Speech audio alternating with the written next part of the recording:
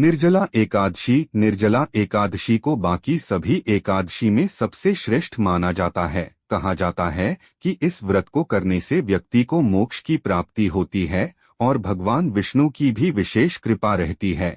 निर्जला एकादशी का व्रत ज्येष्ठ मास की शुक्ल पक्ष की एकादशी तिथि के दिन रखा जाता है। इस दिन व्रत करने के साथ साथ निर्जला एकादशी की कथा पढ़ने से भी पुण्य प्राप्त होता है। आइए जानते हैं निर्जला एकादशी व्रत कथा। महाभारत काल में पांडुपुत्र भीम ने एक बार व्यास जी से कहा कि भगवान युधिष्ठिर, अर्जुन, नकुल, सहदेव, माता कुंती और द्रौपदी सभी एकादशी के दिन उपवास करते हैं और वह मुझसे भी इस व्रत को करने के लिए कहते हैं। आप तो जानते ही हैं कि मुझे भूख बर्दाश्त नहीं होती है, इसलिए मैं कैसे एकादशी वाले दिन उपवास रख सकता हूँ। मैं दान देकर और भगवान वासुदेव की पूजा अर्चना करके उन्हें खुश कर उनकी कृपा प्राप्त करना चाहता हूँ। इसलिए आप कृपया मुझे बताएं कि मैं इस व्रत को कैसे करूँ। क्या बिना अपनी काया को कष्ट दिए मैं यह व्रत कर सकता हूँ? पांडुपुत्र भीम की ये बातें सुनकर मुनि वेदव्यास ने कहा, यदि तुम स्वर्गलोक जाना चाहते हो और नरक से सुरक्षित भी रहना चाहते हो तो तुम्हें केवल एक ही एकादशी का व्रत रखना होगा।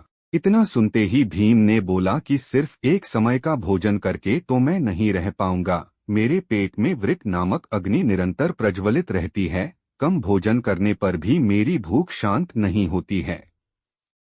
इसलिए हे ऋषिवर, आप कृपा करके मुझे ऐसा व्रत बताइए कि जिसके करने से ही मेरा कल्याण हो जाए। ये सुन व्यास जी ने कहा कि ज्येष्ठ पक्ष की शुक्ल एकादशी को निर्जला व्रत किया करो। स्नान आचमन को छोड़कर पानी का ग्रहण नहीं करना। आहार लेने से व्रत खंडित हो जाता है, इसलिए तुम आहार भी मत खाना। तुम जीवन पर्यंत इस व्रत का पालन करो। इससे तुम्हारे पूर्व जन्म में किए गए एकादशियों के वाले दिन खाए गए अन्न के कारण मिलने वाला पाप नष्ट हो जाएगा। साथ ही इस दिन तुम्हें ओम नमो भगवते वासुदेवाय इस मंत्र का उच्चारण करो। साथ ही गौ का दान करना भी उत्तम माना गया है।